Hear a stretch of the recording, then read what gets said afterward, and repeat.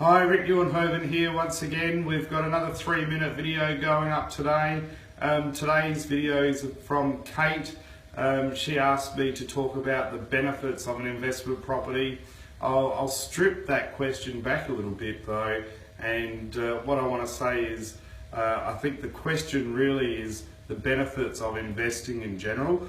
Excuse me, I'm still trying to get over this cold. So the fact that you're thinking about buying an investment property is really good, because what that means is you're actually trying to improve yourself for the future.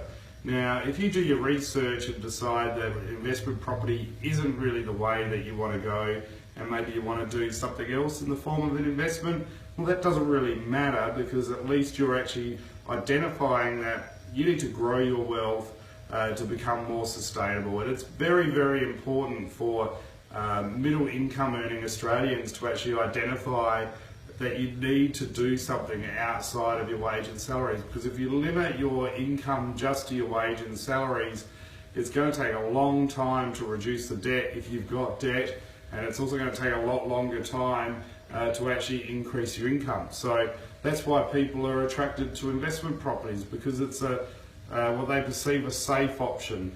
Because you can drive past it, you can touch it. There's a physical, tangible aspect to the investment that's there. The risk is, or the rumour was, or the myth, if we get the terminology right, was that the property will grow every 10 years. If you look at one of the recent articles that I had online recently, I think it was last week, there was a link inside that showing our properties are doubling every 7.5 years. Now that's just on average, so depending on where you invest, you can actually time it so it actually is higher or lower. So choosing the right location is very important.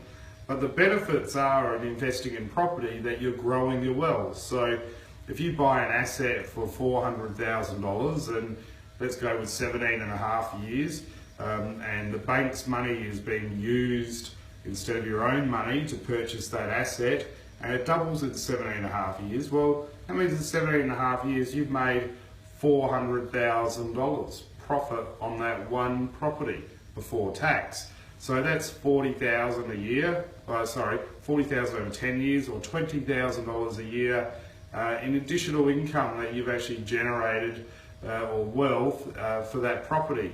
So what you need to then do is look at the strategy to go, well, how much do I need to actually grow my asset base to the point where I could be sustainable in retirement, or I want to retire early. Everyone has different motivations. So if you find that a $400,000 gain in your asset backing, in addition to your wage and salaries in your home, is enough for you, well, maybe one property is enough. Excuse me. If you feel like you need more than $400,000, well, then you're going to need other assets to go along with that as well.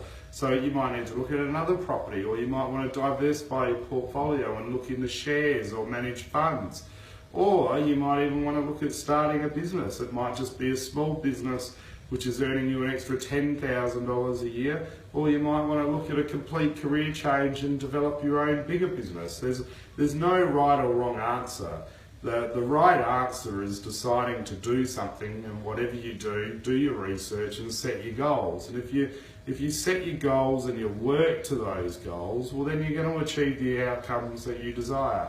If you don't know where to start with all of this, I guess what you do is you go to a company like ours where we'll help articulate your goals and help you get to where you want to go.